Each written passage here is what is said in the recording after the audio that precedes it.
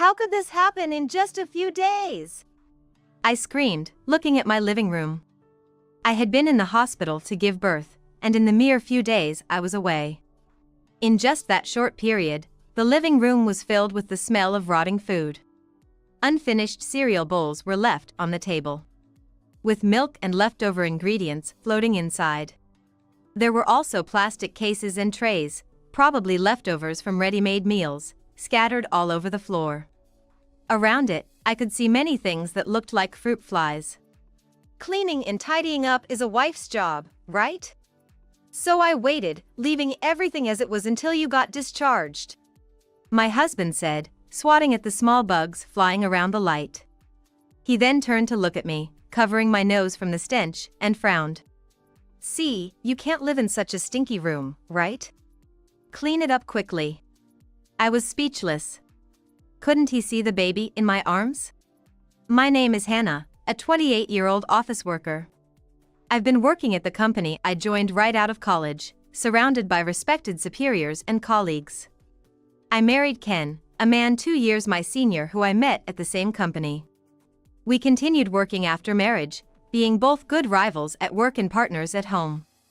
We had a fulfilling life, supporting each other through challenges. About a year into our marriage, I discovered I was pregnant.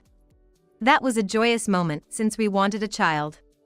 Our parents, including my in-laws who had always been kind since we started dating, were overjoyed, shedding tears of happiness. My in-laws have been kind to us since we first started dating. When I first went to their house to introduce myself before our marriage, they welcomed me warmly. After getting married, living close to my in-laws, I often went out with my mother-in-law on weekends, building a good relationship. I told my husband, "Your parents are truly compassionate and wonderful." He nodded and said, "My mom quit her job after getting married and has always been a wonderful mother, taking care of the home. My dad worked from morning till night and wasn't home much, but he always showed love and gratitude to my mom within that time." Hearing this, I felt again that they were a wonderful couple who deeply cared for each other. After we got married, my mother-in-law would often express her concern, saying, "Values in marriage have changed over time, and as long as Hannah and Ken are living a life they're happy with, that's all that matters." But, since Hannah continues to work after marriage, I worry that her share of household chores might increase too much after living together. I reassured her with a smile, "Don't worry. My husband and I share the household chores well and are able to cooperate together." Seeing this, my mother-in-law appeared relieved. Ken and I started living together after getting married. Knowing this, my mother-in-law probably worried about whether we were able to live together without any issues. Of course, there were uncertainties about getting married without living together in advance.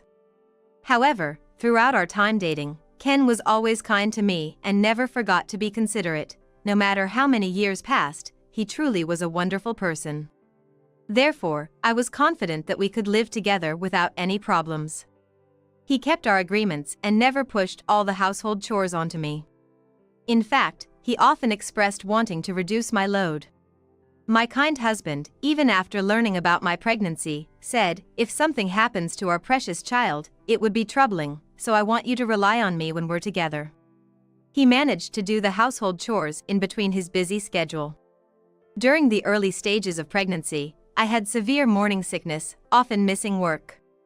I've always juggled work and household chores, often feeling guilty for not doing enough.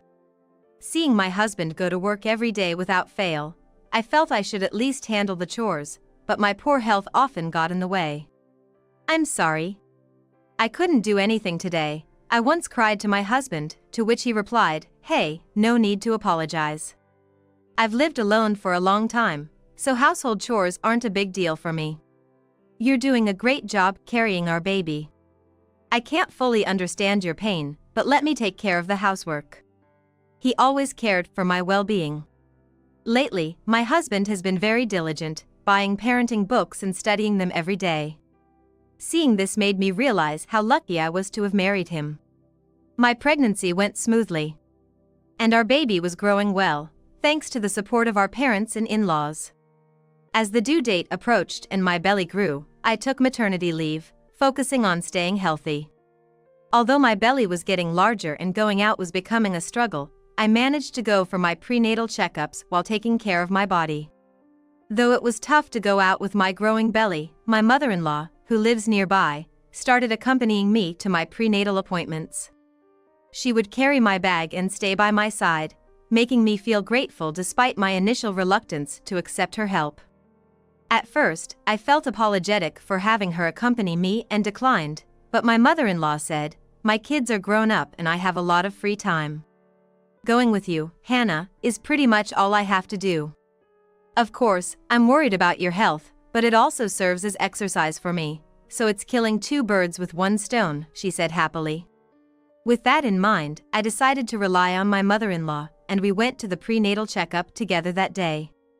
One day, while at the hospital for a routine checkup, I suddenly felt intense abdominal pain. Noticing something was wrong with me, the doctor quickly said, "I'll perform an internal examination," and examined me while calming my panicked state. The doctor examined me and said, "You're having contractions and your water has broken.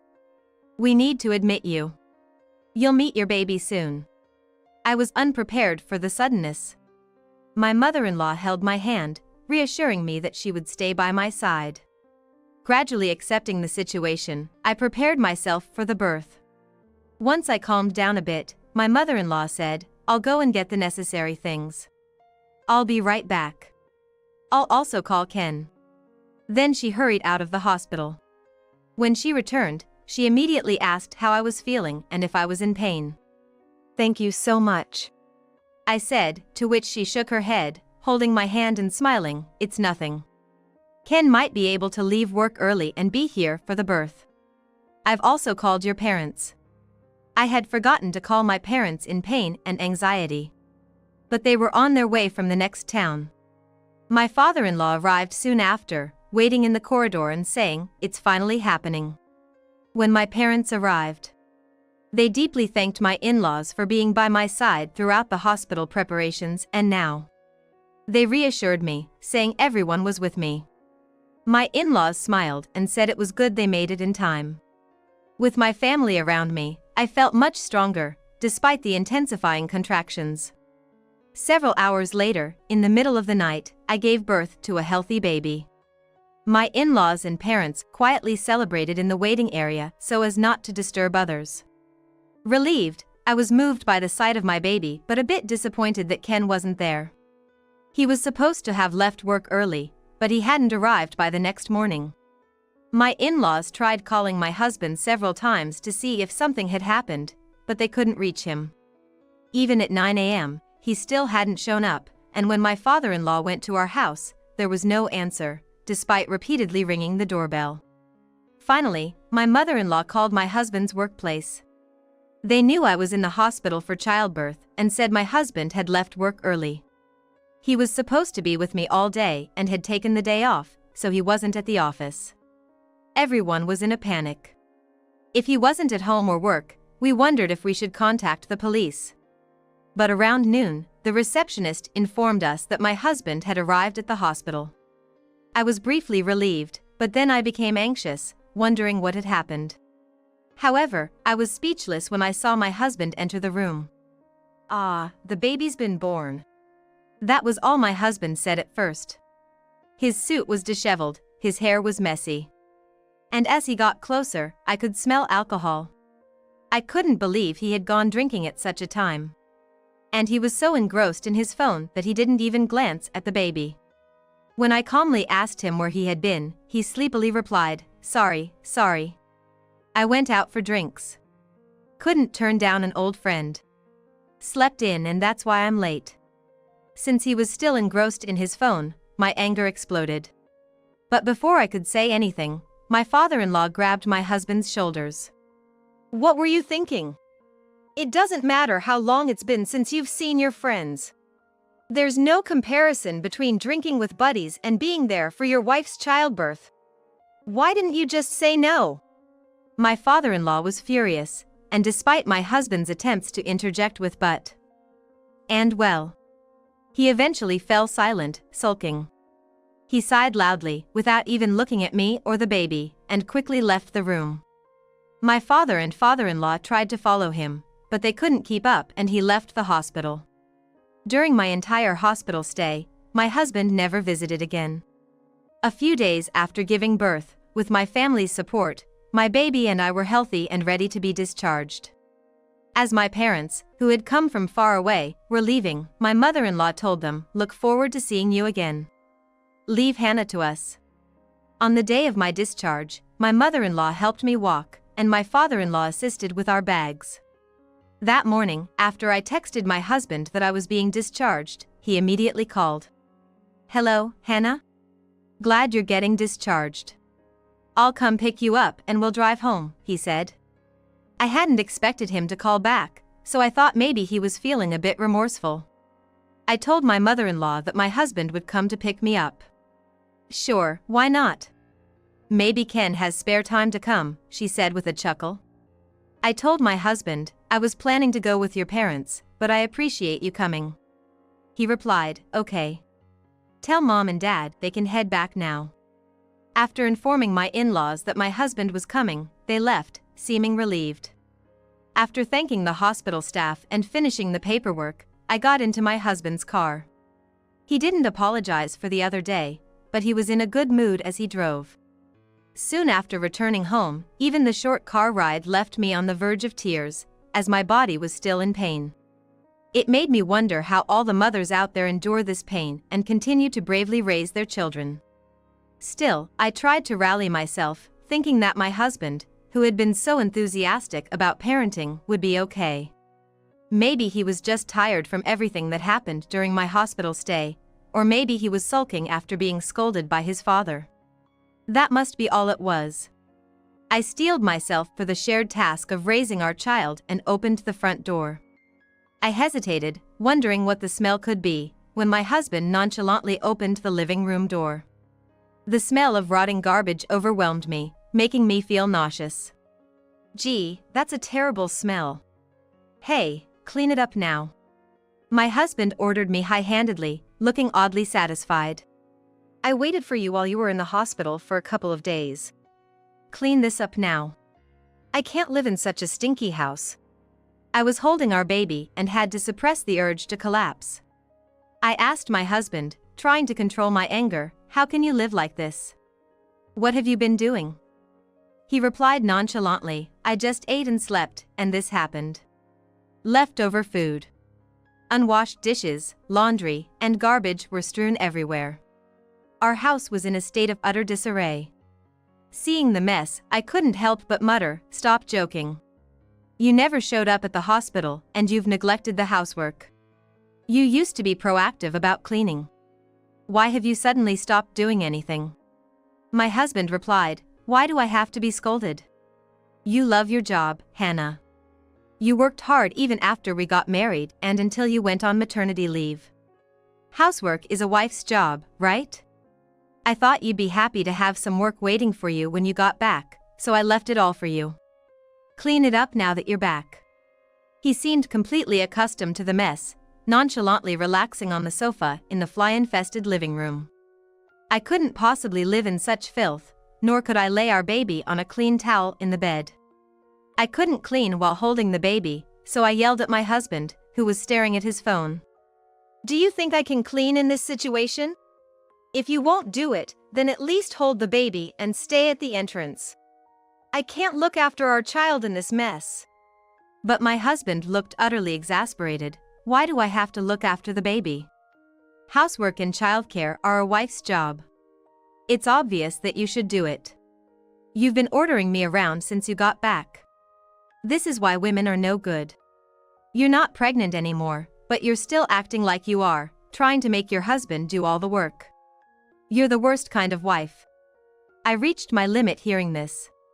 "What's wrong with you? Why have you changed like this? How can you say such things? What happened to you while I was in the hospital?" I asked him, tears streaming down my face. My husband just groaned and looked away.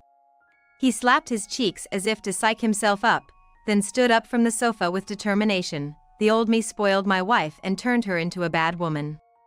But not anymore. I've decided to properly educate my wife as a husband. He looked pained as he said this. I'm doing the right thing. I didn't completely ignore parenting.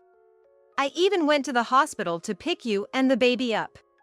I've been clear that housework and childcare are your jobs. I'm becoming a responsible husband. I was speechless at his complete transformation. He continued, I've got plans now. Going out for drinks with a friend. Make sure the house is clean before I get back. I won't help. Saying that, he left. I stood there, unable to move. Unable to comprehend how my kind husband had changed so drastically. What could have happened to turn a man, who used to share housework and was eagerly learning to be a good father, into this? Overwhelmed, I stared at the garbage-filled room until I couldn't take it anymore. Tears streamed down my face, wetting my baby's cheek. The baby, awakened by my crying, started to fuss, and I broke down, crying loudly. Mom, I don't understand anymore. I need help. I sat down at the entrance and called my mother on my phone. As soon as I made the call, my mom said she'd come right away. While my dad drove, she listened to my story. She told me it was better to wait outside than stay in a dirty house. So I sat on the front porch with my baby, quietly crying under the bright sun. Soon, my parents arrived, and to my surprise, my in-laws were with them. My mother-in-law immediately apologized profusely. My parents stopped her, agreeing that my husband was to blame. It was only then that I had the chance to ask why my in-laws were here. With tears in her eyes, my mother-in-law said, we didn't trust our son either. We thought he might be troubling you, Hannah, so we decided to go to your house without telling you.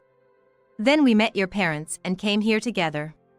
I'm so sorry for all the trouble our son, Ken, has caused. Before anyone could start apologizing again, I managed to stop them. My father-in-law, red-faced and trembling with anger, didn't say a word. But it was clear he was on the verge of exploding. They tried calling my husband, but there was no answer. That idiot son of mine. When I see him next, I'll give him a piece of my mind, he muttered, taking deep breaths to calm down. Eventually, he gently told me, you shouldn't be exerting yourself right now, Hannah. Come, get in my car. We'll clean the house for you, just wait here. He and my mother-in-law ushered me and the baby into the car, then went inside with my father-in-law. Moreover, my parents also entered the room, offering to help, and I could hear the screams of all four people. They must have opened the bug-infested, stinking living room. I held my baby tight in the car, feeling guilty. After a few hours, during which my father-in-law bought insecticide and they took out several bags of trash, the house was transformed. Thanks to their efforts, the house was free of bugs, aired out, and the smell was much better. They had cleaned every room, and I was incredibly grateful. That evening, my mom and mother-in-law cooked dinner. And it was the first time in a long while that I had someone else's cooking. The meal tasted especially good after the strict diet I followed during pregnancy, and I finished it quickly. The home-cooked meal temporarily eased my anger towards my husband. While waiting for Ken to return, the doorbell rang. As I hurried to answer, my father-in-law said, "Relax, Hannah. I'll handle it." He pressed the intercom and stared at the screen. Suddenly he shouted, "Ken." I knew my husband had returned. But why did he ring the bell? We all quietly went to see, not wanting to wake the baby. To my shock, a man was dragging Ken into the house. Ken's face was red and swollen, and he was sobbing loudly. The man introduced himself as Harry, Ken's friend. "I'm sorry for bothering you. I didn't know about your situation when Ken invited me for drinks. I feel terrible for taking him out at such a difficult time," he apologized profusely. I asked Harry to stand up and looked at Ken, still crying. Harry explained, Ken was bragging about putting his wife in her place, so I asked for details. What he did was appalling. He wouldn't listen when I told him to go home, and he didn't even understand what he did wrong, so I ended up hitting him. "I'm sorry." We disbanded the drinking session, but I couldn't leave him crying, so I brought him home. As I apologized for the trouble, Ken suddenly looked up and yelled, "Just because you won the argument, you resort to violence. That's why you're still single. You don't get it because you're single. Housework and childcare are a wife's job. You're the worst for hitting me out of nowhere. I'm sorry, but seriously, what happened to you, Ken? You were normal the last time we met. Why have you suddenly started acting like a terrible husband? Harry looked genuinely puzzled, which made me feel again that my husband, Ken, had indeed changed his attitude abruptly.